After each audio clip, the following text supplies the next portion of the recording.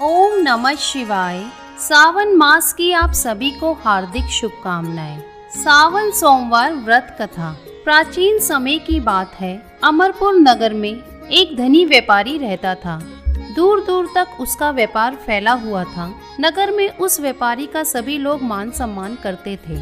इतना सब कुछ होने पर भी वह व्यापारी अंतर मन से बहुत दुखी था, क्योंकि उस व्यापारी का कोई पुत्र नहीं था।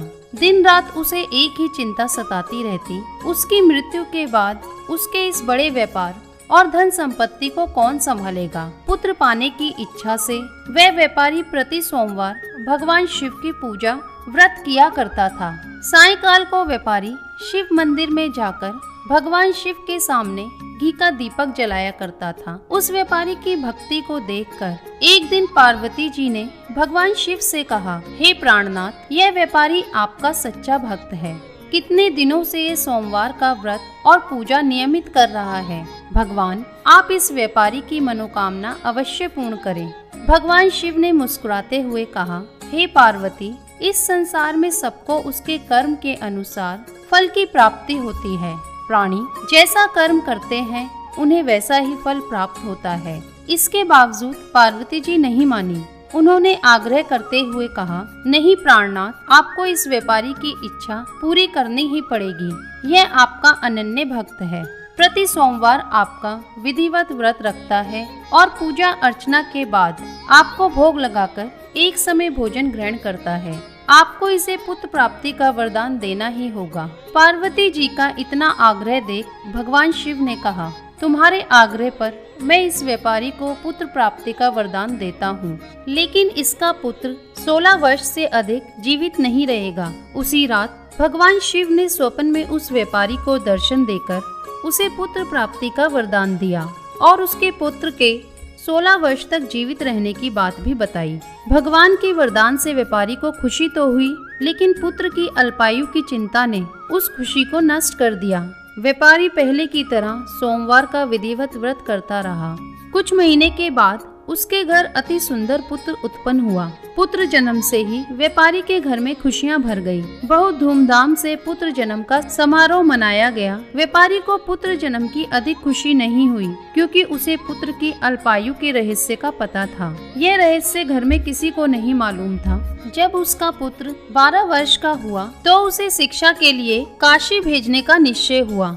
व्यापारी ने अपने पुत्र के मामा को बुलाया और कहा कि शिक्षा प्राप्त करने के लिए इसे काशी छोड़ाओ।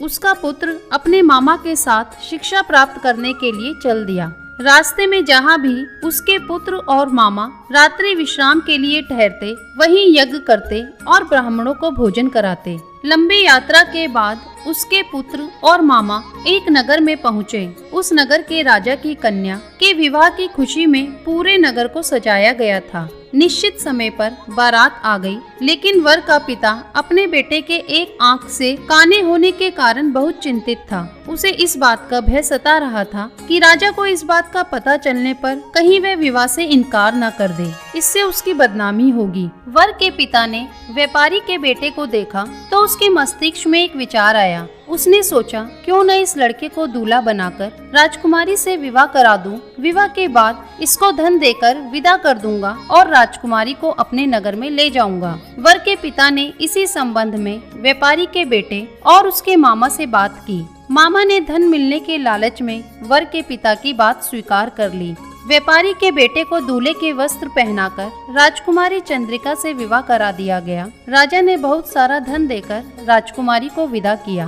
व्यापारी का बेटा जब लौट रहा था तो सच नहीं छिपा सका और उसने राजकुमारी की ओढ़नी पर लिख दिया, राजकुमारी चंद्रिका, तुम्हारा विवाह तो मेरे साथ हुआ था। मैं तो काशी में शिक्षा प्राप्त करने जा रहा हूँ। अब तुम्हें जिस नवयुग की पत्नी बनना पड़ेगा वह कान्हा है। जब राजकुमारी ने अपनी ओढ़नी पर लिखा हुआ पढ़ा तो उसने काने लड़के के साथ जाने से इनकार कर दिया। राजा ने सब बातें जानकर राजकुमारी को महल में रख लिया। उधर व्यापारी का लड़का अपने मामा के साथ काशी पहुंच गया। उसने गुरुकुल में पढ़ना शुरू कर दिया। जब व्यापारी के पुत्र की आयु 16 वर्ष पूरी हुई तो उसने एक यज्ञ किया। यज्ञ की समाप्ति पर ब्राह्मणों को भोजन करवाया और खूब अन्न वस्त्र दान किए। रात को जब वह अपने शयन कक्ष में सो गया, शिव के वरदान के अनुसार शयनावस्था में ही उसके प्राण पखेरु उड़ गए। सूर्योदय पर मामा उसको मृत देखकर रोने पीटने लगा। आसपास के लोग भी एकत्र होकर दुख प्रकट करने लगे। मामा के रोने विलाप करने के स्वर समीप से गुजरते हुए भगवान शिव और माता पार्वती ने भी सुने। पार्वती जी ने भगवान से कहा, प्राणनाथ, मुझसे इसके रोने के स्वर सहन नहीं हो रहे हैं, आप इस व्यक्ति के कष्ट अवश्य दूर करें। भगवान शिव ने पार्वती के साथ अदृश्य रूप में समीप जाकर व्यापारी के पुत्र को देखा तो पार्वती जी से बोले, पार्वती, यह तो उसी व्यापारी का पुत्र है। मैंने इसे 16 वर्ष की आयु का वरदान दिया था, इसकी आयु तो पूरी हो गई है। पार्वती जी ने फिर भगवान शिव से निवेदन किया, हे प्राणनाथ, आप इस लड़के को जीवित करें, नहीं तो इसके माता पिता पुत्र की मृत्यु के कारण रो रो कर अपने प्राणों को त्याग देंगे। इस लड़के का पिता तो आपका परम भक्त है, वर्षों से सोमवार का व्रत करते हुए आपको भोग लगा रहा है। पार्वती जी के आग्रह करने पर भगवान शिव ने उस लड़के को जीवित होने का वरदान दिया और कुछ ही पल में वह जीवित होकर उठ बैठा।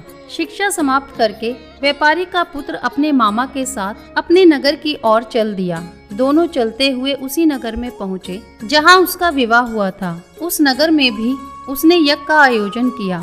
समीप से गुजरते हुए नगर के राजा ने यज्ञ का आयोजन देखा।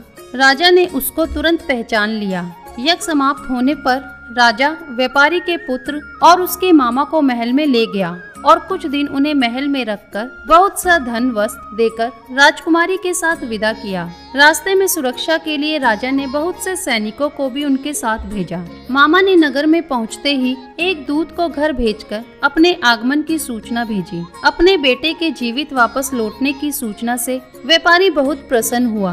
व्यापारी ने अपनी पत्नी के साथ स्वयं को एक कमरे में बंद कर रखा था। भूखे प्यासे रहकर व्यापारी और उसकी पत्नी बेटे की प्रतीक्षा कर रहे थे। उन्होंने प्रतिज्ञा कर रखी थी कि यदि उन्हें अपने बेटे की मृत्यु का समाचार मिला तो दोनों अपने प्राण त्याग देंगे। व्यापारी अपनी पत्नी और मित्रों के साथ नगर के द्वार पर पहुंचा। अपने बेटे के विवाह का समाचार सुनकर पुत्र वधू राजकुमारी चंद्रिका को देखकर उसकी खुशी का ठिकाना न रहा। उसी रात भगवान शिव ने व्यापारी के स्वप्न में आकर कहा, हे श्रेष्ठी, मैंने तेरे सोमवार के व्रत करने और व्रत कथा सुनने से प्रसन्न होकर तेरे पुत्र को लंबी आयु प्रदान की है। व्यापारी बहुत प्रसन्न हुआ। सोमवार का व्रत करने से व्यापारी के घर में खुशियां लौट आई। शास्त्रों में भी लिखा है कि जो स्त्री पुरुष सोमवार का विधिवत व्रत करते हैं और व्रत कथा सुनते हैं, उनकी सभी इच्छाएं पूरी होती हैं। तो बोलिए ओम नमः शिवाय। अगर वीडियो पसंद आई हो तो लाइक, शेयर, कमेंट करें और चैनल को सब्सक्राइब करना ना भूलें।